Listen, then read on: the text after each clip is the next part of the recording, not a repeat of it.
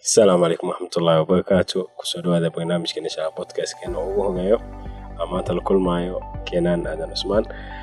سيف أخون بدن أملي ذهين فوحان كرجانا إنه وحبريشي اسمه هيسا إنه شيء سنوجود هان وحينو كبيه فاهن كسر أول الكنان عمر ما سنتهي وكان قدوم مسلم تاريخ قيمة بدن يوم ارتقاء دي خديتين هذه بعض أبو حرن شان الكامل مويعيق وأيضا كين عثمان صار شكتي أو عدتاي كينان waxaan joogaa hadda magaalada Nairobi gaar ahaan Islii laakiin noloshaydii waxaan ku soo qaatay badankeed boqolkiiba 9 xootiga Dadaab dalka Kenya meeshaan waxaan u joogaa waxbarasho Nairobi waxaan dhigtaa jaamacadda Kenyatta University hadda dhamaadka ah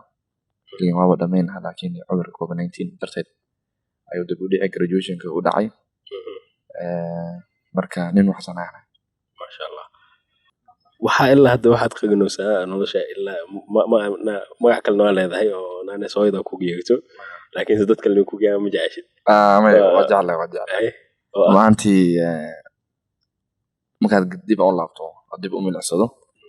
waxaan ku soo koray horta goob la yiraahdo qaxootiga macnaheedu waa dad isku yimid dad Soomaali awdan hadan laakiin dad gobol kala duwan ka yimid waa isku yimaadeen marka dhaqamo fara badan oo kala duwan ayaa qaxootiga yeelo marka magaca qaxootiga loo yaqaan tusaale ahaan dadkan buu ciyaareenay dadkan garoomaha la soo galay banooniga dadkan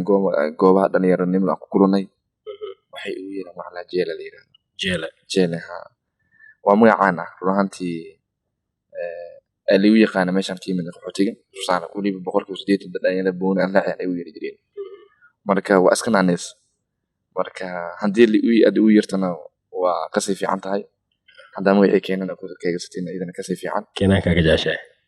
tusaale waan ka jeclaa sababtoo magaca keenan waa magaca bihid sadaradeed markii loo yeeray I feel proud marka magaca baan loo yeeray xaqeen badan waxaan ka jeclaa Englishkina meeshkiisa Soomaaliya ku wadid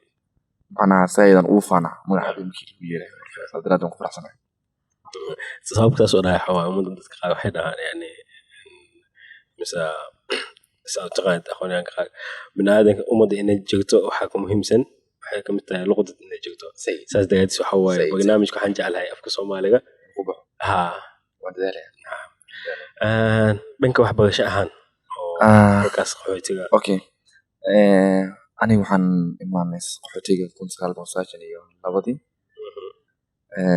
وحين مركز قبل لا أنت أنا حنقصون درك قحوتيجا كينيا نعم كسر وحن قبل لا وحبر شيء وحن كسر بلا ما لي هذا ناصري كلاس 1 حتى حين كزيجري ناصري وماشي عدي روس وتوبرو ونك فربك لو سوقبته وهي ماشي كينيا وحير هنا عندنا كده كاتن مركز ناصري كسر بلاوي sanadu waa nasriga dugsiga sare dugsiga dhaxa waa 9 sano soo qaatay 8 sano oo caadiga ah iyo nasriga sanad aha 9 sano caadiga 9kii sano ku noo dhamaaday waxay ma dugsi yaraan imaanay oo 4 sano ah 4tii sano ku darnay waan dhameynay alxamdulillah si wada been oo dhamaatay 4tii sano markay dhamaatay waxay jaamacad ma soo gaarnay naam dugsiga sare markay dhamaatay qaxootiga waxay yeelaan جالسة فربنا فرصين فربنا يلال حوتيجا أنا وحاجة حنكون برشيت وهيدو هو جامين اليونايتد نيشن هو جامين وحاول يعني معون نقول دكتور صار دمين عيو إذا لوقي من أنا تيجي ديسة إسكولا شيء فربنا مدلك دي بديسة مدلك ديسة فربنا أوكي عمره وحنا أنا أسف عني مجاني لكن وحنا أرضي ذي أدو بدن dadaalkeena wuxuu ku saabsanaa inaan helo jaamacadahan ugu fiican dalduus ahaato mid dalduus la wada ahaato mid ay haataba jaamacadahan ugu fiican ee aqoontan ugu fiican kale karo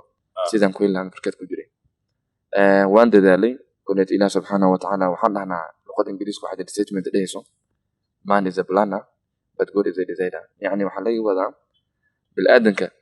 wax way dhigaan waa di plan leeyihiin oo qorshay leeyihiin qorshaas inuu dhacay inuu sadexin subhanahu wa ta'ala gacanta ugu jirsan marka aniga plankaas aan qorshaas baan lahaa qorshiin wuxuu u dhaxay Allah subhanahu wa ta'ala jeclaa khayr ma inuu ku jiro ay u badan tahay waxaan ku haray ardaydii heshay dalka gudihiisa jaamacadaha ka heleen ka mid ahaa 2016 liisoo qaatay waxaan kusoo biiray jaamacadda la yiraahdo Kenyatta University oo mid ah jaamacadaha ugu weyn dalka Kenya waa jaamacad oo private ma soo public dowladda iskale dowladda Soomaaliya waxay ka mid tahay ayadii Nairobi University bilowday jaamacadda ugu weyn dalka Kenya ay ku faanaan 2016 meeshan ka bilaaway fokalka waxaan ka bilaabay la yiraahdo environmental science oo basically ku saabsan agriculture adiga 2016 ka bilaaway 4 sano kii loo darto 2020 rabina dhamay hado laakiin muujizan rabbaaniga ee cudurkan ah ee keentay koona dad ku joogan viruska COVID-19 la yiraahdo ayaa graduation-kii jaamacadii dib u dhigay ilaa ay cudurkan bal intuu dhinac u dhacayo laakiin waxaan ku rajooynaa sanadka dhexdeeda xilay hataba xilligan graduation-ka saan karo inta waxbarashada masha Allah dadaalka ayaa sheegtay laakiin se meelaha qaar jirta aad xilliga qaar kusoo magay aad dareentay inaad waxbarashada wadi karin mise xilliga qaarna waxaa ka mid ah kusoo mageen waxbarashada lagu canaani jiray waa markaa yaga duwaay magna waxa waaye intaan hadda oo soo caqliyeysatay cumar wadee dhalinyarnimo iska jirtaa run ahaantii ku yaryahay waxbarasho iyo cadaadis fara badan xamili karo aniga waxaan ahaa wiil hooyo soo korisay run ahaantii aabo alla u naxariistay umaana yeelanin uma soo aqliyeysanin marka waa dareemi kartaa qaxootigaas ee dadkaasoo dhaqan kala duwan ay isku yimaadeen wiilan aaba lahayn ee aabihiis u dhinto awanaska ah challenge-gu isgaran karo waa mid la qiyaasi karo hooyo allah khayraa siiye yana fardoosan allah ka waraabiyo intay dumi joogto allah xaafidee way ku dadaashay xogay u xeratay si fiican inooga kormariso guriga waxaan ku nooleen had 3 wiil aan ahay laakiin waagaas iyada waxaan ahay 2 wiil oo mid hadda Kanada u jiro hooyo ay isla joogaan oo Kanada ay jiraan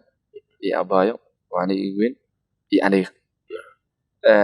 run ahaantii hooyo waxay ku dadaashay labadeena wiil iyo gabadha abaayaba sideedaba si aan u bari lahayd run ahaantii waxaan ahay nin dhib badan waan xiraa nin dhib badan ninkan aad keenad hor fadhiyo waan dhib badan jiray hadda dhibka maakina waxa way wanaaga ka jira waxaan ahay nin aad u dhib badan oo weli iska baashaal jecel oo waxbarasho dhan baan jecleen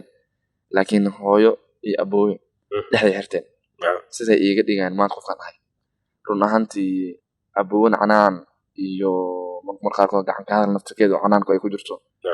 iyo hooyo ay alojilaac aysan itusin oo idin qayl xageed iiga wado ayaa maanta xillan kusoo gaaray run ahaantii aboowe waan u mahad celinayaa wuxuu galay booska abanimo maanta way adag tahay inaad heshid walaal kuu bixiyo booska abaha sax wuxuu buuxiyay booska abanimo run ahaantii anigoo ka codsanin anigoo aan u qorinin arji inuu aabanimo ii matalo haddana si volunteernimo ah ay ku dheehan tahay idaacadnimo iyo walaalnimo ay ku dheehan tahay uu buuxiyay booskaas iyada run ahaantii marna wuxuu ahaa walaalkii iwaaniyo marna wuxuu ahaa aabiyo iyo canaana iyo qaraacayo marka labada wuu iska waday hooyana waxay ahayd run ahaantii aasaaskii guriga oo markaan aan asaga hadal ku celiyaba waxay canaanan jirtay sidii qof dembi gale oo kale macnaa waxay igu soo tarbiyeysay inaan asaga hadal ku celinin in hadalka afkiisa ka soo baxo uu yahay the final ayay igu soo tarbiyeysay run ahaantii guriga waxay ka abuurtay hooyo kala dambeyn walaalka weyn iyo walaalkii dhiscizeynayaan aabbo inuu yahay guriga uu ka yahay walaalka weyn kan yahna uu yahay haddii qofkii la tarbiyeyna uu yahay run ahaantii kala dambeyn waxay guriga ka abuurtay environment waxay ka abuurtay qof kasta hamigiisa iyo ulajeedkiisa uu ku gaari karo marka asagana wuxuu ahaa nin dadaal badan run ahaantii waad dareemi kartaa qofka guriga maamula ee qofka guriga horwada hadduu yahay qof dadaalayo hadduu yahay qof wanaaga xaggiisa u socda dadka karyara jiilka karyara guriga ku nool asaga umay raacayaan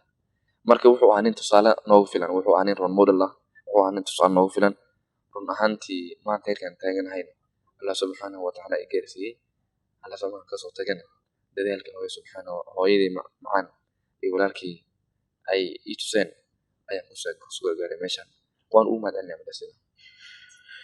maasha allah waa hooyo Soomaali inta kasoo bixi doonto kasoo baxday maasha allah waa hooyooyinka Soomaaliya total horta lagu sheegay maasha dad dadaal badan waaye laakiin saa dumarka hadda joogo ma is dhihi kartaa hooyooyinkeena yani qaabka u dhaqmi jireen dadaalkay qawaa iyo wax la mid ah xataa qaabka u jeedid horta umaro dadka wadash waxay dhahaan dadka waxay dhahan dad waa dadkii hore waana run qofka bini'aadanka waxaa ka dhigay qof karti leh oo beedu ku soo koro iyo dadku kala soo koro maanta dumarka maanta jira sababtay dumarkii hore ugu liitaan waxaa ka mid ah dumarkii hore waxay ahaayeen dad markay 6 sano gaaraan family u talinayaan maamada hooyada hadda ah markay 6 sano jirtay family laga yaabo oo 11 rag ay ka kooban yihiin aabihii iyo hooyadii ay ayada xukumayso waday maanta waxaad arkaysaa guri ay gabadhii 30 jirka ee 30 jirka guriga joogtay anaan tala hataa guriga aan ku darsaninin talada guriga aysan ka go'inin intaasna waxa yeelayaa leedahay waa generation maanta jira oo dayacay mas'uuliyadii saarneed marka waxaan leeyahay way jiraan ilaa mar raxmo rabbi dad wanaagsan iska jiraan laakiin boqolkiiba 80 dadka hore gaari ma aynan leeyahay waa detailska iyo maadaama dhanka waxbarashada ahaan iyo dumarkan asaas yihiin ragga lafteekood waxaa lisma dhihi karo si aad loo fiiriyo yani kaalin fiican ay soo bixi karaan mowduuc oo ku saabsan jaamacadda kaligeed jaamacadda lafteekeed agma kala jiraan oo hadda agna isoo gaartay agna qaar Twitter ka aqay agna qaar lii sheeg dadku maxalla isla soo kogteen laakiin saada waxa ka kooban uu boodo jaamacadda total ahaan dhaqanka jaamacadda iyo gogaanka jaamacadda laga joogo iyo ardayda Soomaalida qaabka wax u bartaan jaamacooyinka Kenya yani maadaama nin hadda tahay aan ku tagno waxbarashaan iyo jaamacad iyo labada jaamacadana ku dhaxnoolaatay yani dadkaas oo beeqan jaamacadda dad ku dhaxnoolaatay magaalada banaankeedna ku noolaatay Umar oo sheegtay waaye horta 2016 kana jaamacadda ku soo biiray sanadka 2016 to iga dhamaan waxaan dhex deganaa hosteyda jaamacadda ay leedahay sanadan aan dhex deganaa run ahaantii waxaan ku arkay isbedel fara badan dhalinyaro fara badan oo Soomaali way baro jaamacadda bartaan oo gabdho iyo wiilal leh run ahaantii dad badan oo hadii kala dhaqan kala diin oo isku yimaadaan jaamacadda dadka islaamka loo fiiriyo boqolkiiba hataa 5% kama noqonayno oo waana wada badan yahay meesha waxa ku dareemta dhaqanka islaamka inuu jaamacadda ku yaryahay challenge fara badan run ahaantii aan la fiis gareeyaa waliba u dareeyay dumarka ragga iyo dumar baa isku jira laakiin markay timaado cultural affiliation markay timaado inay dhaqankii laga tago waxaa sayid ugu jilaxna dumarka markii loo fiiriyo ragga inkastoo raggan uu ka tago dhaqanka u dhumiyay laakiin markii loo fiiriyo lasba bardhiilooda dumarka u sahlan inay dhaqankii islaamnimada iyo muslimnimada iyo Soomaalinimo inay ilowaan ilaa man raxma rabbi dad wanaagsan oo dumar wanaagsan oo iska xijaamo iska jiraan ay kana Umar boqolkiiba 80 waxaan dhignaa dhalinyaro meesha ku sugan iska wanaagsan laakiin waxaa jiro dad ay qaaday biyaha Soomaali waxay tiraahdaa biyo kaaba ay ku qaadaan dad dhaqanka meesha jiro iyo dhaqanka westernizationka run ahaantii iyo dhaqanka alada dad badan la tagtay waa la helayaa waxaad arkaysaa gabar Soomaaliyeed wanaagsan markay banaanka joogto xijaabka ay wato laakiin maanta jaamacadda soo gato xijaabka tuurayso timihii banaysanayso dadka ay la socoto ay saxaab la tahay adduun iska ah oo dad islaam ahayn oo hadii diintii bari ka ah bay la socotaa waliba kaga kalsoon tahay wiilashii Soomaalida iyo dadka islaamka ah bay kaga kalsoon tahay dadna way iska jiraan laakiin boqolkiiba 80 saan sheegay gabdhaha jaamacadda iska wanaagsan waa dad Ilaahay wada yaqaanaan subhanahu barasha fara badan iska jira hadii bulsho ay ku qaadaysaa bulsho fara badan hadii dhaqankii oo ka duwan yahay way ku saameynaysaa laakiin wada dadaalaya Ilaahay subhanahu wa ta'ala garabka Allah ka leeyahay wixii uu xumaaday hadii ay ka tambatay bulshada ka tambatayna Ilaahay subhanahu wa ta'ala yani hadaysa 20% waxan ayaan indhaha ku aagnaa anaka inta kale ma aragno inta wanaagsan ma aragno waxana fiican markaas inta Ilaahay subhanahu wa ta'ala nimcooyin uu siiyo waxa kamid ah wax wanaagsan ay fiirisid inta xana fiirin marka ku wanaaga gartaa naga dhigo leenahay aamin jaamacadda dhexdeeda marka ku nooleed waxyaalka maanta aad dhihaysid oo yani oo ka yaabay la kulantay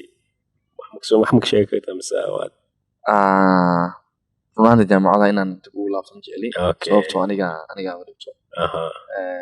hadalkeena dad badan jaamacadaha dhigtaan daawan doonaan hadda daawanan oo tahay marka mar rab inaan ku soo qabtaa diidantahay mar inaan ku sii haldaro kaliya waxaan ka sheegi karaa wanaag waxbarashada maadaama nin masha Allah hadda waa soo shaqaystay inta jaamacadda bilaabin waa saas agama qaar dhalinyarada qaar ugu duuntay ma dhihi karo badanka ummadda dhalinyarada Soomaali badanka way shaqeeyaan masha Allah laakiinse xil waxaa soo qabatay oo iska hay-adooyin iyo kambaniyaal waaweyn muasasooyin waaweyn aa lasoo shaqaysay waa taas wax magataada ka taa horta waxaan ilaahay igu manaystay aan ilaahan ugu mahadcelina waxay tahay inuu jaan mayga helo nafkana ku dhaw Allah subhanahu wa ta'ala waxaan ugu mahadcelina waxay tahay inuu jaan safar badan kala duwan inuu ilaahay noo siiyay intaan haysan ilaahay subhanahu wa ta'ala inuu ilaahay siiyo inta haysan ilaahay barakeeyo runtii 2013 kana bagay iskuulka sare waqtigan waxaa ka jiro marow sahro ma ku sheexiidooyin fara badan oo waqtiga xaaladda la socda markaan iskuulkii bagay waxaan shaqo ka bilaabay hay'ad la yiraahdo Care International Kenya oo runtii ka mid ah hay'adaha ugu weyn ee samarka maamulka waqtiga gacanta ku hayaan runtii dadka loo degan yahay ilaah loo degan yahay laakiin maamulka waqtiga gacanta ku hayaan runtii hay'adaas aan la bilaabay waxaan la bilaabay program la yiraahdo Fojia oo ku saabsan systemkii hore ee qaxootiga wax lagu siinayay systemka cusub in la keeno oo ah qaxootiga waxay qaadanayaan raashin burka saliida ayaa la siin jiray waagii hore UNHCR waxay leeyimaadeen barnaamij cusub oo ah in raashinka qayb ka mid ah lacag laga dhigo qaxootiga lacag loo siiyo si qudaartii iyo waxyaalaha kale oo muhiimsan ee aysan reerkeena raashinka laga helin ay bixiyaan ay u soo gataan marka programkaasaan galay Fojia dijiray programka runtii waa program la yiraahdo ku cusub xaaladda Kenya iyo xaaladda gaar ahaan qaxootiga runtii waxaan ka faa'iiday aqoon fara badan waxaan ahaa community mobilization-ka qayb ka mid ahaa systemka uu shaqeynayay United waxaa ka mid ahaa in la abuuro wax la yiraahdo contracted traders waxaan ka wadaa waxay tahay dadkan lacagta la siinayo dad ay ka soo adeegtaan la sameeyo suuq weyn yahay beecu isbedelaya صح marka dad gooni ah ee hay'adda ay contract siisay ay dadkan qaxootiga lacagta la siiyay ay wax kaga gataan in la sameeyo runtii aniga shaqadeydu waxay ahayd in traderskaas contract la siinayo aan beeceeda iyo say dadka wax u siinayaan dadka xaqi laga leeyahay u siinayaan inaan aniga ka warqabo runtii waxay ahayd experience igu cusub waxaan ka faa'iiday baan la soo shaqeeyay aynu hay'adii ku jiro waxaan ka tagay waxaan ku biiray hay'ad yiraahdo KIP WTK Window Trust Kenya waxaan ahaa macallin waxbaro gabdhaha Window Trust waa hay'ad ka mid ah hay'adaha dadka waxbarashada bixiya qaxootiga gaar ahaanna women empowerment yani dumarka dalka jooga qaxootiga ayay soo kobciyaan waxbarasho ahaan dhaqanka Soomaaliga markaad fiirisid maro waxaad arkaysaa inaan dah wax baro iska yartay saadaradeed hay'adan waxay caawinaysay inay weel dumarkana wax baraan marka waxay u soo binaysay usbuuciyadii laba maalin oo sabtidii xad oo kale in si guud ah wax baro sidii dumarka waxbarashada loo soo barbar dhigi lahaa kan ragga marka waxaan ahaa nin arday macallin ah oo sabtidii xadna wax baro gabdhahaas oo WTK la shaqeeyo Window Trust la shaqeeyo shantiisa maalinkan la shaqeeyo hay'adda Fojia ee Care International Kenya iyadoo intaas aan ku jiro oo labadaas ilaa shaqada ahayd ayaan haddana waxaan isku dayay inaan aan balaariyo aqoontayda oo ilaa haddana dadkii maadaama qaxootiga la wada joogo aqoontan aan leeyahay si dadkii aqoonta aan ku gaarsiin lahaa inaan yara balaariyo shaqadan waxaan shaqo la bilaabay hay'ad la yiraahdo Red Refugee Education Trust واسنا وهي waxbarashadii ayaan la bilaabay waxbarashada waxna wax loo saabsanaa waxa ku saabsaneed iyada ku saabsan waxbarashada ay bixiso hay'adaas waxa ku saabsan tahay ardayda markay ka soo baxaan dugsi sare arday la waa mid baasay oo u qalmo inuu dugsi sare helo markuu dugsi dhex markuu soo baaso wuxuu keenay natiijadii loo baahnaa in dugsi sare uu biiro arday waxaa jiro aan natiijadaas keenin ayna ku adag tahay inuu dugsigii dhexe ku laabto hay'adan waxay subinaysaa dadkaas inay u aasaasay iskuul gooni ah oo GSS system British system ku shaqeynaya marka dadkaas si aysan magaalo u galin si aysan mustaqbalkooda ugu xiyaarin waxaa loo furay waxbarasho kala gooni ah ee ka duwan kan dugsiga sare kana duwan kan dugsiga dhexe marka meesha maxaa ka noqday ciidan haddana si aan ardaydaas mustaqbalkooda noloshooda waxaan la ugu kordhiyo runaantii waa la soo shaqeeyay waxay ahaayeen dad fantastic ah waxaa kasoo baxay dad runaantii wax kala dal iyo dibad baa anfacay 2016 saddex sano aan soo shaqeeyay hay'adahaas ee qaxootiga 2016 marka waxaan isku dayay aniga waxbarashadeedii gaar ahaan aan qodbiyo aan heer waxbarasho heer jaamacadeed halka aan agsii wadidaan markaan ka soo tagay Umarow horta noloshayda runaantii kama joogno nolosha qaxootiga dhalinyarada qaxootiga ku nool taas bay la mid tahay haddaan aniga noloshayda ka hadlo waxaan ka hadlay noloshayda dhalinyarada qaxootiga ku nool marka haddaan si gooni ah nolosha qaxootiga aan u taabto Umarow waxaan imaanay sagaashan iyo kowdii intuu dalka burbur ka dhacay Soomaali baan dalka ka soo qaxday waxaan isku imaanay dalka Kenya waxaan degnay meesha ugu weyn qaxooti lagu hayo dalka Kenya waa Dadaab runaantii waa the largest refugee camps in the adduunka loo fiiriyo waa wax Dadaab waxay ku manta meel yiraahdo Yaxley Ifo Xagadheera aniga waxaan ku soo koray noloshii qayb ka mid ah Yaxley qaybta u dambeysay iyo noloshii aan saameyn weyn ku laatayna waxaan joogay magaalada Ifo run ahaantii waxaan ahaa arday yar guri qaxooti imaamo waxa masaakin waxba ay lahayn ka soo baxo iskuulkaas galo wixii soo barto soo laabto haduu qada helana qof raxsan haduu wayn iskuulkiisa kaga laabto Umarow nolosha qaxootiga maanta waxay ahayd mid aad u dhib badan heer waxaan gaarnay anigoo wax barnaynay inaan qurac casho iyo qada aan awoodin ninka noogu fiican ee maanta wax buu helay leeyahay laga yaabo inuu casho iyo qurac helo qada guriga korkiisa ka daaba iska badaa maanta waxay nolol aad u dhib badan maanta Allah subhanahu wa ta'ala ummadda inteeda inta ku jirto Allah ka bixiyo inta ka baxin Allah u jiyaadaan leeyahay run ahaantii Umarow waxay ahayd nolol ay dadka waalidiinta u arkayeen wadada kale lagu bedeli karo inay tahay waxbarasho waxay ahayd aasaaska kaliya ayna ma qonay soo waxay tahay ayna kuma qonno ayna kuma something like this sort ayna kuma qodna ayna kuma maqna ayna kuma ay qotay qaxootiga dad noocaas ahayn ayna uma qonno tan uma maqneen sax noloshooda waxay ku bedeli karaan waxay kaliya inay buugi qana qaataan sax inay noqdaan dad waxbarasho adduunyada lama yaqaan inay dadka isbaraan run ahaantii inaan taqaan ma lahayn hadda waana la yaqaan run ahaantii markaan fiir dalka Soomaaliya dhaqdhaqaaq faraha badan oo dalka Soomaaliya ka socda dhalinyarada gees waxay dhalinyarada wax ku barteen sax run ahaantii ayaga wax yaqaan ma lahayn laakiin ayaga dadka isbaray run ahaantii waxay ahayd villager meelir oo qabiilku wuxuu yeesan in laga yaqaan waxaad arkaysaa dhalinyaro farqoon kala qabiil ah tan qabiilkooda is weydiinaynin hal gurun isku nool waxay ahayd meel Soomaalinimada ay ku weyn tahay waxay ahayd meel diinta Islaamka subhanahu wa ta'ala ila noo soo dejiyay lagu faraxsan yahay ee diinta idinka walaalaysay wadada kaliya lagu bedeli karo dadkan ay ahayd in waxbarasho ay bartaan marka waxaan ahaa wiil yar oo gurigaas maamada faqiirka ay leedahay ka soo baxo darsigiisa markuu dhameystana gurigaas ku dhameysto gurigaas asoo ku jooga gaajo rafaad iyo dhibaatooyin fara badan kuna sabarsan aaminsan maanumaad ka bixi doontaa run ahaantii nolosha qaxootiga waa noocaas markaan u imaado dhaqanka Soomaaliyeed Umarow dhaqanka Soomaaliyeed waa dhaqan maanta soo jireen ah runtii aad u qiimo badan sax intaan la soo shaqeeyay hay'adahaas waxaan ogaaday dhaqanka Soomaaliya inuu yahay dhaqan maantii hal qof ama laba qof oo soo ku xirnayna bulshadan uu ka sameeyay sax runtii dhaqanka Soomaaliya markaan gaar ahaan u fiiriyo waa dhaqan dadka waalidiinta ee misan elderska ummadda hormuud ku ah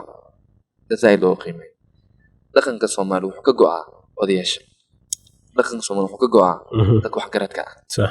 dhaqanka Soomaaliya waxa loogu dambeeyaa maamada hooyada ilmaha kordhiso dhaqanka Soomaaliya waxa loogu dambeeyaa wiilka dhalinyarada ee u taagan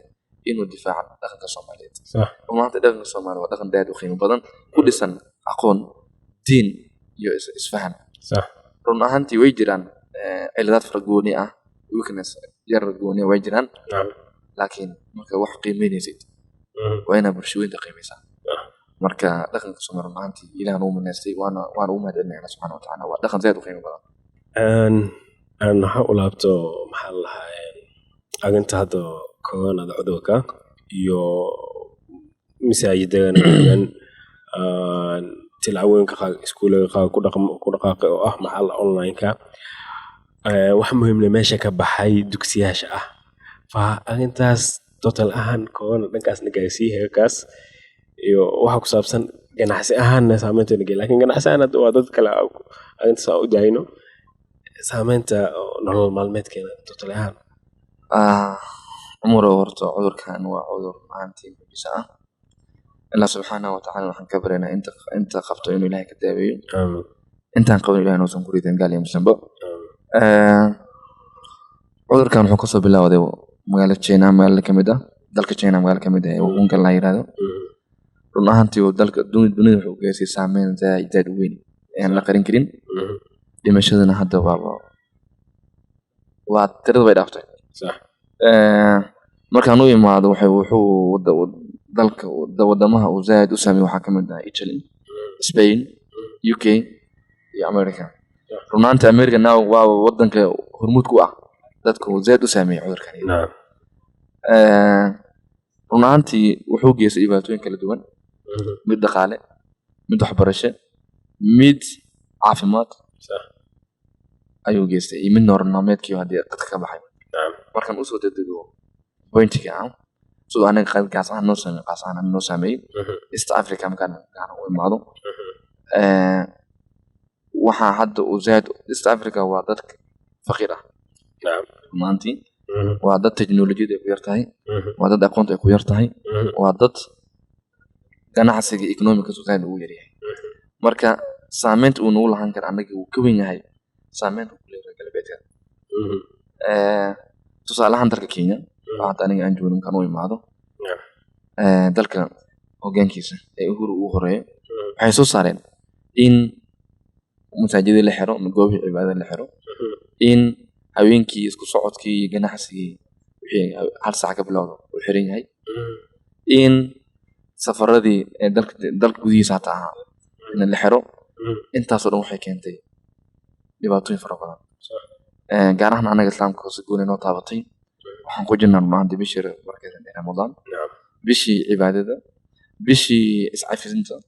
run ahaantii goobihii lagu cibaadeysan lahaa ee taraawiixdii iyo salaadihii shanta saac lagu oogi lahaa runtii way xiran tahay Ilaahay subhanahu wa ta'ala waxaan ka barnaa xaalad ka duwan Ilaahna waafajiyo markaan u imaado dhinacay nolol maalmeedkii umrow dalkan wuxuu u badan yahay dad xoogsata ah sax dalka jooga wuxuu u badan yahay dad maanta waxay cunaan ka fikiro inay wax meel dhigta kama fikiraan noloshooda ugu weyn waxay tahay inay helaan maanta nolol maalmeedkii maanta cun lahaayeen ee beri kama fikiraan saadiradeed wax xoogsatiin hadii la yiraahdo isku socodka yaraanayo sax habeen ma socon kartaan magaalada kama bixi kartaan run ahaantii gurihiin ku jiro dhinta way exactly marka run ahaantii waxay zaad u saameysay dadkii xoogsatada ahaa ganacsiga dadkii ganacsada weyn lahayna aynu waxbaadayaan sababtoo waxay alaabta u diri jireen misna alaabaha ay ka keensan jireen waa magaalo ka bax wax ka magaalo ka baxsan magaalada waa wada xiray in iyo out ma leh wax soo galayna ma wax ka baxayna ma marka meesha waxa dareemi kartaa hatta dadkii waaweynaa ee ganacsiyada waaweynaa lahaa in ay inta dhibaato ku sugan yihiin markaan u imaado dhinacii amniga run ahaantii dalka Kenya waa dal ay faqiiraha ku badan yihiin zaid faqri fara badan baasan oo ka jiro way adag tahay go'aan ka soo baxay dawladda shacabka inay si sahlan u qaataan sababtoo no survival for the future salida macnaha noloshaada waxaad ku maarin lahayd qof kale ma tashanaysid sax qof kale ma tashanaysid dawladdiina maysan qaan strategic ah war gurihiina jooga aniga idin siinay noloshiina wixii nolosha ku maarmeyn lahaydeen cuntada hadda wax kale idin hayne cuntada online maalmaha sida anaga bixinin maysan dhihin dadku waxay yiraahdeen gurihiina jooga qof ciyaal ku xiran yihiin aab iyo hooyo la leeyahay gaaj in ay u inayaan way aadteen guri ku nagaad sax marka dadkii waxay sameeyeen inay baxaan ay iska indha tiraan wixii ka soo baxay dawladdiina marka dadkii implementaga ah like booliiskii la rabay inay implement gareeyaan sharciga dadkii waxay u isticmaalaan brutal dadkii waxay u isticmaalaan inay xoog ku celiyaan waxaad arkaysaa dad la qaraacayo waxaad arkaysaa dad xabsiyada lagu taxaabayo waxaad arkaysaa dad wax aan qiimo lahayn sidii hadda maaskafka lagu xiranayo oo kale lacag barban loo qaadanayo inta waxaa dareemi kartaa dalkii dowladda inaysan garab u raaricinaynin masaakiinta faqiirada dalka ku nool taas wadamada hadda Afrika total ahaanba mise East Africa gaar ahaan aan ka hadalno lacag fara badan ay ka qaateen maxaa lahaa hay'adda caafimaadka adduunka oo ah munadama saxlaanay mise WHO lacagtaasna waxaa lagu soo galinaa ummadda maxaa lahaa wax loogu qabto wax loogu tago masaakiintaas nolol maalmeedka asaasiyaadka wax looga saaro caafimaad ahaan fa intaas haddii ku qaba lahayd wadamadaas jeebka masaakiinta usii jeesanayeen soo dhib meesha tama umaro waa mushkilada ugu weyn haysta aniga daan nahay ruuxan Afrikaan markaan ahnabo gaar ahaan East Africa markay timaadona waxaa ka jira ruuxantii corruption saaid u baahsan aan dalka Kenya markaan imaano ruuxantii waxaa lagu tiriyaa dalka corruption ku zaad u baahsan yahay waruno lacagta way soo gaartay inkastoo lacag loo soo dhameystirin laakiin lacag qayb kamid ah way soo gaartay waa nasiib xumxina in la dhaho qofkii xanuunsanaa wax kale iska taa qofkii xanuunsan in la dhaha jiifkaada iyo xanuun iyo cuntadaada iyo waxaad adiga isqabo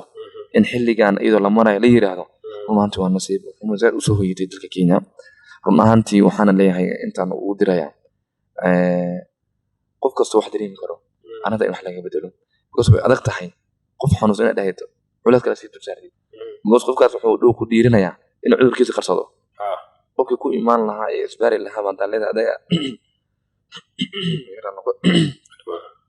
ina isbaari lahaa dhahayd culaysan ku dul ka saaraya qofka wuxuu qosbiyaa bari inuu ka dhinto cudurkii hadii mar dhow mashay timaadana hadii lama kontroli karo marka si cudurkan loo kontrolo dawladdu waa inay tusisaa kalsooni fara badan shacabkeeda waa inay shacabka ku kalsoonaadaan waa in gurigaas waxa ka dhacay ay ogaataan marka saadiradeed waxaan buurinayaa in arrintan wax laga bedelo midda kale ay tahay waxay tahay in ummadda dhexe isku naxariisato ummadda ilaahay isku madhigan dadka waxa haysto ama haysanin qofku waxa haysto inuusan dadkan dawlad ku halaynin booskiis u ka ciyaaro maanta waa xilliga loo baahnaa dadka wax haystaan inay waxoodii ummadda ugu deeqaan marka waxaan ku buurinayaa dadka wax haystaan in ummadda waxa haysanin ee walaalahooda ee garabkooda fadhiyaan ee xanuunsan inay wax u deeqaan intaasaan dhihi salaamaad aan ka sheekoona ma qabtaa don't worry not corona aan kala joogta oo baashan aantan waxa la sheegay baasha Soomaalida horta dabacdaha waxay ka dhigatay soo muslimiin kuma dhacahay galkaliyo ku dhaca ilaahna sunan ilaah waxay ka mid tahay ilaahay odog iyo waxa uu soo dejiyo as-salih minhum midka fiicnay midka maxaa la dhunsaday ilaahay caas ku ay labada baasha inay afadkeeynayso taa waxa ka sii dagan ayaanta waxa la sii sheegay inay baasha gaar ahaan Soomaalida laftigood ku dhintaan dhimashood badatay fa maadaama uu caafimaadna bagatid laakiin ma dareemi kartaa wax meesha keenayo dhimasho Soomaaliyeed يعني umada way dhamaatay laakiin gaar ahaan anaga ahaan ma qaad numbaha okay umaro to conceptiga ah gaal lagu dhacay islaamku ma dhaco horta waa qalad ilaahay subhanahu wa ta'ala qataabay wala ma ashabakum musibatin ma ka sameeyaytikum horta waxaan yimid cudurka ah waxaan gacmo ku sbanay macaasimka timaadana gaalkan uu ku dhacaa kan muslimkan uu ku dhacaa haba kala weynaadaan cudurna subhanahu wa ta'ala iyo musiibada ku sheegay inay macaasi ku timaado marka ma jiro qof muslim sheegan karo dhigi karo ani muslim macaasi kuma dhaco cidii karta mara ku dheerin karta marka saadiradeed cudurka du yimaado gaal iyo muslim loo wada sameeyay ciduu ilaahay ugu diray ku dhacaysa laga yaabo inay gaalada ay isku dhicin muslim kaliya ku dhacaan waa muslim macquul inay muslim ku dhacaan laakiin waa qadar Allah ciduu ilaahay ugu sameeyay ku dhacaysa ee diin iyo aqeedo kuma xirno horta mid ayada waa aqoon intii dhahayna aqoon darbo u geysay markay timaado nuglida uu nugulna cudurkanida horta dadka Soomaaliyeed waxay leeyihiin dadka kale umada kale leeyihiin laakiin Soomaaliyeed waxa u raacsan cudurro fara badan Soomaaliyeed waa adag tahay saddex qof oo ka hor imaado inaad cudurka dhiigkarka ah sokorka ah neefta cudurada noocaas oo kale ayna ka faysid ku waysid qof noocaas Soomaaliya saddexdii qof oo ka hor imaado hal ama labaad keenaysaa cudurada noocaas qaban cudurka coronavirus covid-19 kan cuduradaas oo kale markuu helo cudur qof nooc cuduradaas qab uu ku dhaco way u adag tahay in cudurkaas u adkaysto sababtoo jirkiisii aaba horaanba dagaal kula jiray jirkiisa horaan wuxuu ula dagaalamay dhiigar kula dagaalamayo difaaciisa hoos u dhacay marka way adag tahay difaac umaan iskaga celiyo COVID-19 inuu jirkiisa ku jiro marka waxaan leeyahay cudurada Soomaaliyeed badanaa wuxuu u sameeyay waxay tahay cudurada kale ugu badan sida dhiigarkii sokortii biya pressureki iyo cudurada fala noocaas oo kale ah tusaalahan markii loo fiiriyay dadka hadda aan noolnahay Kenyanka uu ku yaryahay sokorta oo kale markay timaado 180 dadka uu ku dhacwada Soomaaliya صح كله توعد ربنا إلههم سبحانه وتعالى نود مدافع عليها لكن وراه نوع أكلها أي Soomaali ده وسبب عينه ونقولان so taas ma keenayso qaabka cuntada leen waxa lagu dhahaa cudur walba jirka bini'aadanka salaamaad cudur walba jirka bini'aadanka ka imaado mise wax walba bini'aadanka saameyn u leeyahay hatta tafkiirkiis qaabka uu fikiray calooshiina ka mid tahay yani maamulka waa caloosha waa cunta caloosha gelayso sokorta badan saliid badan cunayso taas saameyn soo meelinayso exactly caafimaadka qofka bini'aadanka ah markii laga soo tago wuxuu ilaahay keenay wixii kale markii laga soo tago aas qofka caafimaadkiisa waa wuxuu cunay oo calooshiisa gelinay ku xiran tahay sunaantii Soomaaliya waxaan nadanahay waxaan cunaa cunto kama ilaalino saliid kama ilaalino cusbada kama ilaalino sokorta kama ilaalino waxaan cunaynaa wax israacay ma yihiin ma firin waxaad arkaysaa qof wuxuu cunayaa borotiin kaliya sanad 2 sano bil 2 bilood isbuuc 2 isbuuc wuxuu cunayaa borotiin kaliya carbohydrate jirkiisa male vitaminki male fibrous jirkiisa muxuu mar waxaad dareemi kartaa qofka bini'aadanka waxaan cuntada cunaa isku dheelitiran tahay in wax kasta laga helay hada soo borotiin cunto inaad duurka cunto carbohydrate da carbohydrate habeenkii inaad cunto fibrous leh marka waxaa la rabaa cunto isku dheelitiran ina jirkaada marka Soomaal uma fiirin anaga bariiska baasan baas ka cunaa soo taas ma keenayso aqoonta gaaban oo dhanka cuntayaalka iyada sababta waxaan soo xasuustay oo ah mid la dhalatay jirto ma sha Allah ilaahay qasay oo daada iyada nagu weyn magaca cunta ma ka soo kooyso waxa diga misay bariiska saama ka qobatid saliid waxa waa isaas ugu daadinaya hadaysa qofka galgaceel oo u qabo saliida muxuu dagay dhanka soo jeeta anti dumarka una saas ka dumar Soomaaliya saliid ma garanayo ma dagaal ku jiraan waxaad arkaysaa cuntadii 50% in saliid marka cudurka saliid jirkaan ku batana cudur dhan baa haysa wax kaas waxa la sheegay proteinka jirka u baahan sax laakiin ku batama carbohydrate jirka u baahan sax inuu ku batama waa inuu isku dheelitiran yahay marka ana wax ma fiirin waa Soomaaliya waxaan dhihi karnaa inaan gaadino waxa waaye mise waxaan ugu yahay taqaatiirteena xataa dadka ku takhasusay cuntooyinka mise bagashaalahan ahata mise dhakhtarhan ahata mise qof maanta seminaahan u qaatay xataa mise dumarka Soomaaliyeed guud ahaan dadka xitaa cuntooyinka ma yaqaanaan cuntooyinka qaar qof arkaysa ku dhahayo mise anoo ko hadda 2020 joogno oo joogno maxaa lahaa adduunka total ahaan horumar wadamo muslimiinta iyo wadamo galasha ay cuntooyinka laba shay kali ka taqaana laga yaabaa gooti baa laga hataa si fiican oo qamadiga waxa laga inay yaqaanin qof laga ku dhahay shalay ugu hogeeso 20 jeer mise 20 jeer ah mise 30 jeer ku dhahay bigis aan cuno mise basta aan cuno mise cuntooyinka qaan ako qof xitaa mid saaxiibka ah ma ogaa waxa ka qudaarta cunitaanka dug soo jeeda bay fuudka oo ku xanuunsada kala shay laakiin sal mid oo ku fiicnaade waxaan gelko meel isaga horta Umarow anaga waxaan nahay dad reer miyiga Soomaaliland nahay run ahaantii boqolkiiba 80 Soomaaliya dadka xool dhaqtaa dadka xool dhaqtankeena waa madaxda geed run ahaantii waxay rabaan dhaqankiisu ay la joogo baadiyaha inay magaalada yimaadaan run ahaantii xilligaas ida waxa la caawiyay wax soos aan leeno process aan leeno caanaha geela daaris geelu ka imaan waa la caawiyay danka beeraleyda wixii beertas ka soo go'unay waaga urku yara laakiin maanta waxa la cunaa wax process dhawaa waa wax company soo maray waxa soo chemical u soo darawaa marka sadraadeed waxaan daan wali ku dhaganaa nolosha aan ku nooleen waagi baadiyaha waagan beeraha dhaqanaa wali ku dhaganahay oo wixii la arkaa la cunaa ay noqoto dhibaatada ay leedahay markay timaado dhaqtarka Soomaaliyeed maanta Soomaaliya dhaqtar farabadan ay leedahay waa dad aqoontooda ay zayd u sareyso runtii fiilka doctorate markay timaadana medical ay maadana Soomaaliya ku fiicanahay dhaqtar farabadan naga leeyahay laakiin sayta waxay tahay waxaan ay bulsho wixii loo sheegto aan qaadan bulsho ahaan wixii nolosha ma qaadan annaga waxaan nin qofka qoominiis qorta ugu jira Soomaaliya tirada waa maamaha ka dhigtaan qofka saas sax qofkan saliid cunaa daa tirada inuu saliidan way cudur bay ku keenaysaa dhibaato iska dhaaf wuxuu ku leeyahay malaca kala baxay fahmaysa wuxuu u maleeyaa saliida asagu cuna in la dagaalamaysid marka waxaan nahay dad u nugul fikradooda inay qaataan aan u nuguleen bulshaweyntan iyo waxa u dan ah in la qaato oo nugul marka waxaan leeyahay Allah subhanahu wa ta'ala saana naga bedelo inta xamaa qotay inay u jeedaan mid waxaa jeegtay oo maxaa la British oo wadama Ingiriiska imaaday asoomaga halkan joogo xalwadan oo jeclay sayid xalwadan waa taqaan waxa laga sameeyo bas ilaahay amakiisa xalwada ma ko akab indiiska ma qaadi ko soo xalash gelin saasoo u laqaa saasoo cuna wala laqa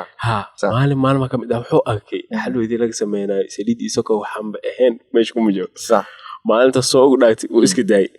fa ana kan waxa ka dadka qaaga mise qof da ah oo mise codoo kalena qabo mise neefta xataa waxaan saliida waxa isku hay waxa ku soo badan xitaa halahan wuxuu fadhiisanaa xeer blogger sayid sambabadan waxa uu fadhiistay fa cuntooyinkaas xabadka saayan dabalnimo cunay sayid ayadoo tahay ma dhihi kartaa dhaqaatiirta oo aqoonyahanka dhaqaatiirta ah Soomaalida ah eedina ay ka saarno maadaama dawlad la helin mujtamacnahay community nahay ayaka in isxilqaamaan umada wacyi geliyaan eed masaay kana mise waa arrin meesha ku jirto Umar maanta qof inaad eedeysin waxbana u baahan tahay waa inay boosad ka soo baxaan sax waa inay dhaqtarinta boosad ka soo baxaan waa inay wacyigelinta waxay yaqaanaan aqoonta ay leeyihiin ay umada u gudbiyaan sax marka waa waajib Ilaahay saar subhanahu wa ta'ala uu ka xisaabtamo doona cidii gudutana Ilaahay u ziyadan leenahay cidaanan gudanin Ilaahay faansiyan leenahay waxaan buurinaynaa bulshada Soomaaliyeed hal ama laba ama saddex dhaqtar ah ma bedeli karaan sax maanta Soomaaliya waa dadka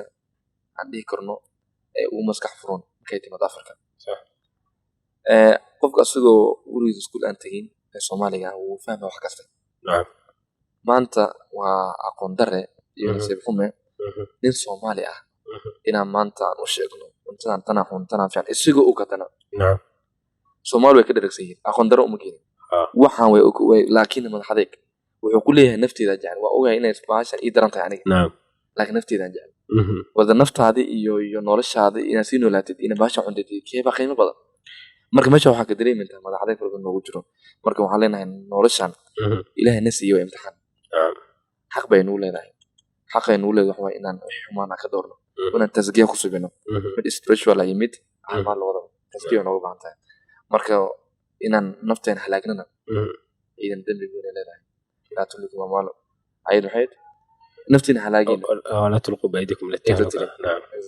عيدا معنا وحي معنا إن نفتها حلاقين نفتها إن حلاقين توري سوق إسكريس كلمة نعم نفتها وحي قدرنا أكتر إن بقواتك وكينة صح حداد عنتد وبرنا أسوي وسيد عيد وسوق ليس فرصة هذا waxaan leeyahay in Ilaahay ka cabsan naftaanana مسؤولين إلهي نو دفتي سينوتنا وجودنا ومدة عماسة من محرسنا waxay tahay takhasuska ku saabsan oo ah dhanka beerada iyo waxa taas laakiin insha Allah xilli kale ku wadaagsan doona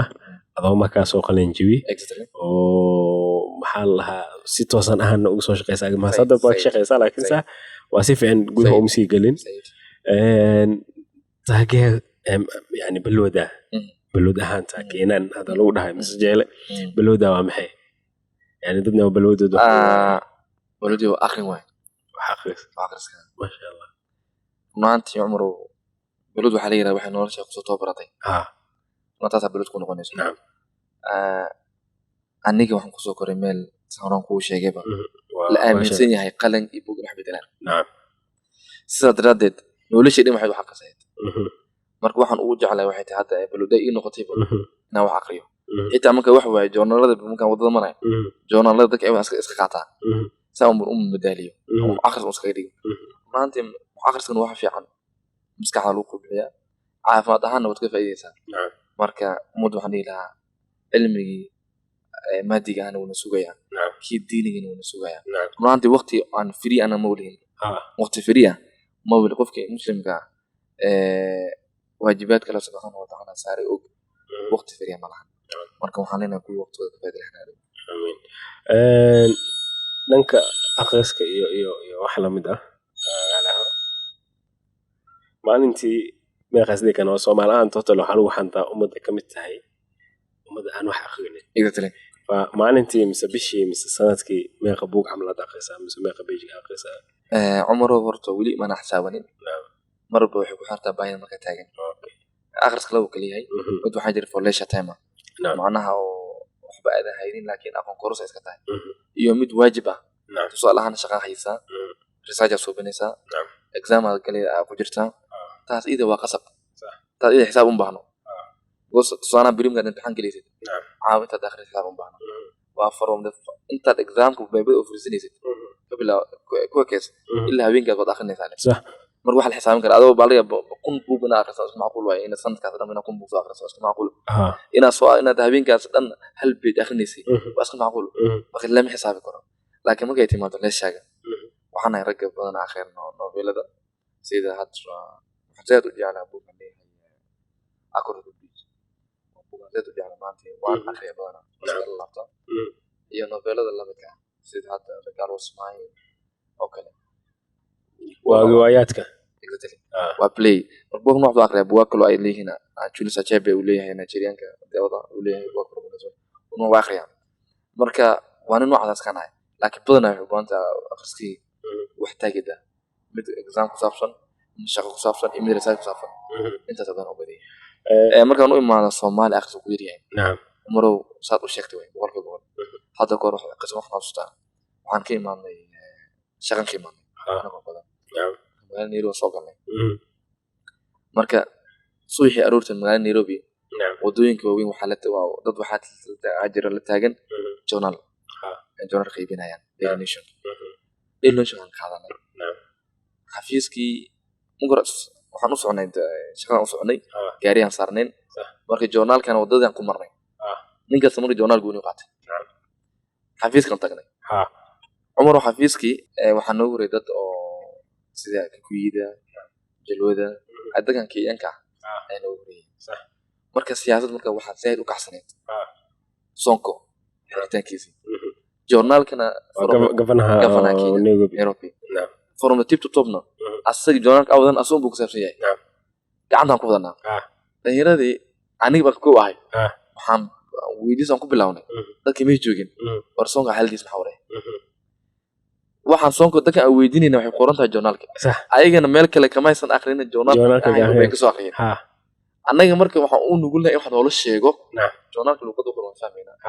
research journalka wax haysana waqti loo akhriyo wax haysana haddana waxaan ka jecelnahay wax dhigta laga sheego waa cilmi dhigool markaan sheekad noo labay ka bacdi ay aan ka soo tagnay dadka waxaan weydiin ku yiri dadka waxay noo sheegeen dhanbo journalka uu qoriyay am is weydiinay maadaama dad dhalinyaro wax barato hadan shaqeyn aan nahay annagii wax baranay inaan saa u dhaqano waqti waan fahmaynaa journalka waan haysanaa waqtiga loo akhriyo waan haysanaa inaan journalka ina meel iska dhigno dadka waxa weydiino kayfiyada maxaan u sameeyaa ninka soo qoslay markaas waxaan leeyahay ratiga hore min baa wuxuu yiri oday oo mees wuxuu yiri ratiga dambe ratiga hore meesha ma saaqadkiisu leeyahay macnaha kaas meesha mar u maraya wuxuu yiri dhaqanka Soomaaliyeed wuxuu yahay dad waxaan anaga oral ah oralka macnaha inuu dhig wax nolosha u baan jeclahay saadalada aqoon hadaan lahayn wax aan barnata wiili sameeyo mar noocan nahay ciyaaraha maxaa taageertaa saaxiibo kubadana waa maqlaynaa ina runtii waagi horta intaan horta waxaan ahay football player aan ahaan jiray kama muuqato laakiin saaxiibo baasharka ma igdaysi dadka ii yaqaan way garanayaan okay waxaan ahaa nin zaid baan u jecel runtii meesha ku soo karinay zaid ii yaqaan garoomaha buun dhiri jirayna nin zaid loo xishmaan ahaa garoomaha waxaan ka baxay maraan jabay diidi waan ka jabay jibigan kan ka jabay kumaan jibzaad waan ugu jabay adiga dhaawac weyn ay soo gaaray way u adkaatay inaan garoomo dib ugu laabto doona ciyaaro marka waan guursaday xaasaan noqday hadii nin aaba noqday hadii qof aaba noqday hadana dil wax ka sii gaaray inuu garoomo dib ugu noqdo hadii dhalinyarnimo hadda ku u bilaabo way adag tahay marka arintii horta meeshaan football commission ku joojiyay markay timaado football fan markaan horta najirna football fan waan ahay football aan taageeraa laakiin qaas aan waxaan u taageeraa tiimka Arsenal taageeraa Premier League markay timaado Spanish Barcelona fan ahay marka labada tiim ayaan ka taageeraa FIFA markay timaado marka Barcelona fan waan nahay hadii Real u waalan Lionel Messi intan Arsenal fan waan nahay hadii Real u waalan horta markaan u imaado Liverpool runtii Liverpool waxay sameynaysaa arrimaha caadi ah dadaalku lama xaqiri karo runtii club iyo teamkiisa waxay sameeyeen shaqan aad loo dhacay waan u qalmaa runtii inay qaadaan kaabka inkastoo hadda weli COVID-19 kan uu ayaga carqaladeeyay xilliga mar uu degay laayeen way qaadi laayeen marka waxaan ku rajeynayaa inay qaadaan ayaga kaabkaas marka u imaado abitinka jabay runtii Arsenal waxyaalaha uu weynay ka fiirsato Premier League waxa kamid ah abitinkaas Grand Gameskaas waan ku faanaadaan Arsenal fans marka inkastoo Liverpool aanan cadownimo goona u qabin haddana waxaan jeclaan inay nagala jibinin aan ku faano maanta wayna dhacday Wolves waxa ka jibisay Watford saydan uu maalinta uu hambalay Watford waana ku farxanay gool darada ku soo gaartay Liverpool garoonkaas marka laakiin Liverpool markii danaha loo hadlo runtii waa team ugu xoog badan Europe saacadana taagnaay marka way adag tahay inaad 20 dhibcood Premier League aad aragtay inaad ku hesid saacadana taagnaay runtii wax la xaqiri kara ma misdeh kana globe maadaama inta soo halgamayay nin nasiib xun waay يعني Premier League ilaa hadda 3 sano miyaa u dhow ma qaadin ahantii hantaysan qaadin Liverpool Premier League club aniga uu nasiib xun dhanka maxaa la Champions League runtii tiimishana u furantahay cidda hadda Champions League way qaadun dalili kana malahan hadii go'aan laga gaarina oo la baajiyo cid man qasaar gooni ay ku tahay malahan isku soo madaqdan oo effect u saameynaysa laakiin Premier League hadii la waa loo kala tagay ciday boqol ay saameynayso Liverpool saadaraad waxaan leeyahay Champions League Premier League isku mid maahan Premier League Liverpool askale hadii ay weyso runtii waan sii bisar funtahay ayaman xog joonaato COVID-19 barnaamijka soo gogobay gabdhaha Ilaahay idmo meeqa jaga maska ilowti ka tagtay amaro mujiso uu kuwad ayaan la kulmay COVID-19 waxa ay ahayd dalkii Kenya waxay soo rogtay dawladda waxay soo rogtay ninkii maska laga waayo lacag lix meel laga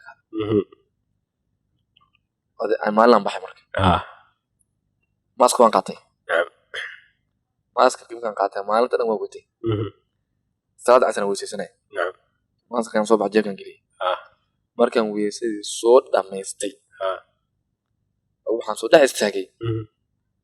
afar wiil dhalinyarada ah Soomaaliya la haysto maslaan darteed anina maska ii xirno hadii maanta waa watigu waa 1 second naam gudaheed aan jeegma angista aan baxo galay boorsan watay boorsa afka sartay waa askari macnaha oo dikay boorsa ku aan ku qaray naam inta boorda aan baahi soo bixiyay afka sartay waa xirtay naam markan boorsa dhulka dhigay wajiga dajinay in askari hortagna macnaha wuu quslaataa macnaha saa waxa la yeestay markuu wuu quslay naam markaas wuxuu yiri waan si badan tahay maalinta Umar wax iga darnaa malay wixii markaa ka baacdi ka bilowdan waa ka bad waan ka taxtirayo maas dhigtan ku xirtaa saaimka u arkana aan u xirto markan waxa la iskaydisan neefta u qaato laakiin waxaan kamid ah dadka ay maas qeyd u dhigto neefta wax rabana taagan laakiin waan dadaalay la lix kama kaxay horta bulshada Soomaaliyeed waa dad maantii saa sheegtayba dhaqankooda uu zayd cajiib u yahay waa dad jecel fara badan iyo xuquuq rasu qabaan marka meel isla kulmaan isla joogan way akhriada la kala ilaan kareen noqdaan sax horto midaan waanida aan diray waxay tahay in loo hogaansamo mashruuc ay soo dejiyeen hay'adda caafimaad ee dunida WHO runtii waxay soo dejiyeen mashruuc gooni la raaca mudan waana waajib in la raaco sax dadka dawladda dalka ninka Soomaaliya dal dawladda ay jirto jooga inuu hogaansamo mashruuc dawladda dalkaas joogto ay leedahay dalkeena Soomaaliyeed dawladda maanta noo dino la hogaaminayso waxay soo saareen mashruuc gooni ah ee COVID-19 uu tirgaleen dalka Soomaaliya gaar ahaan dalka xamar dalka jooga waxaan wadaaginayaa aan ku waaninayaa inay raacaan inaysan yareysanin waxay dawladda Minister of Health uu sheegay inaysan dhihin waxay iga magalin runtii qofka dhimanaya waa anaga handaad dhimatid family gaadi iyo dadka un baad xiltaysay sax dawladda Soomaaliya maadan xiltaynin dawladda Soomaaliya iska dhaafay hal ilabe boqolaal milyan hal mar dhintay ka soo kaftamaysa sax dal uma dhutinay dadka ka dhintay cidda marka ay caafimaadka ugu jirto inuu raaco waa anaga bulshada marka waxaan leeyahay inay yeesan loo arkin iyo xumeyn iyo dowladda uu xumeynayo caafimaadka adiga iskale qofkaas waxaan mashruuc ka jira dalka aad joogtid ka raaco midda kale ku sarto waxay tahay waxyaalo fara badan waxay tahay aan la dhaafi karin tusaalahan waxaa salaanta ka mid ah صح inaan gacmaha isdhexgelino waa diin laakiin haddana maadaama covid-19 uu jiro haddana salaanta ay dhibaan tahay waxaa jira gloves waxaa jira gloves la isticmaali karo oo gloves aad ku jira qofka salaami kartaa marka haddii aadan gloves assalaamu calaykum waraxmatullahi wabarakaatu ka kaafinayso qofka inaad salaanta inaana taxadar markaad is-ilowis hataa lagu qabsana aan hor usii soconine soo laabatid marka intaas uma ku boodayna wax kale ilaahay subxaanahu watacaala caafimaad ku waqana nasiyan leeyahay aamin ilaa hadda madax adeega wada waxaan barnaamijka markaa bilayn waxaan ka dhahnay aan ku heshiinay in wax walba af Soomaaliyana sayid fa English badan meesha gelisay sayid taasna hadda lagu maqaabo Umarow waxaan ku soo xabartay school bi adaageynayso waa isku dhiganahay waxay kaaga taabto waxaa la subin jiray waxa yara class monitor oo classka hormuudkiisa waa gaab class qof loo magacaabo jiray marka ka soo gashay compound-kaas afsamaana ugu dambaysa si loogu dhiso ardayda luqadda ingiriisiga ka soo heli hada idaamka marka soo gashid luqadda oo lagu hadlayo lagu sheekaysanay waxa weey ingiriisiga ka soo heli marka waxa la sameyn jiray macalinka wuxuu soo qaadaa lafta wuxuu ku soo xiraa duntaas in laftaas ku xiran waxa qorta loo gudbinayo dadka Soomaali ku hadla hadda Soomaali ku aan ku arko ku gudbina adiga waxa iskaga bixin kartaa laftaas qorta ku jirto illa aad ka aragtid qof Soomaali ku hadla marka inaad jecel ma lahayn in yaro hadii oo laf qorta loo geliyo dhibaatada ay leedahay arko dareem kartaa marka saad lafta iskaga ilaalisid 180 waxaad ku dadaalaysaa waxaad ku hadlaysaa luqadda Ingiriisiga marka waa la qabsanay ay la yaabeen marka hadii ay noqotay dhibaatooyin waan ka cuntaarnaa madadida waa diyaagniyo insha Allah ilaa iyo maxaa laha fadhi dambe haduu ay bedmo موضوع كتبان سانكو شيء إن شاء الله بل نحن إن أجمعنا جامعنا دميسيت إن شاء الله عاد وحن كنت تخصصتي إنه هول جيشت في عن أجمع في بدن وكابوس دونا دو بدمو أتكلم أنت نجلس إن حد هدونا بودكاست تحكي لي إن شاء الله بإذن الله أسوأ مقال إيه مقال نادي ليسين قاست مقال أنت إما واحد كليسا ساوند كلاود مثل iTunes أو بودكاست له يو iTunes music سانجالا بودكاست يو جوجل ميوزك بودكاست لو هواي وبرامج كأدي أدادو في أنه قفك بين هذا كفائدة سكو ومقالها موبايل كأنك شيء تكتنا جيل كتا وهي مواضيع ماشي صادق إن شاء الله ومدنا وتجلس إنك ماشي كده جلستيت وما نسمر يبقى مدن صحوه والسلام عليكم ورحمة الله وبركاته.